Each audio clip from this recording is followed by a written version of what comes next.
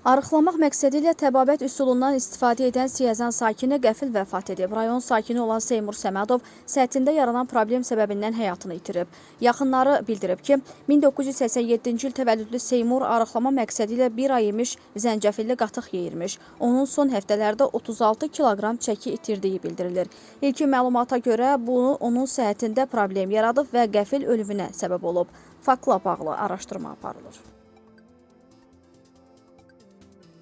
Dünən axşam saatlarında Sabunçu rayonu Pirşağı qəsəbəsində intihar hadisəsi baş verib. Bakı şəhər sakini 1986-cı il təvəllüdlü Nizami Həsənov qəsəbədəki evində özünü asıb. Onun hansı səbəbdən intihar etməsi hələlik məlum deyil. Bildirilir ki, intihar edən Nizami Həsənov əvvəllər prokurorluq orqanlarında müxtəlif vəzifələrdə çalışmış, bir neçə il əvvəl təqaüdə çıxmış prokuror Namiq Həsənovun oğludur.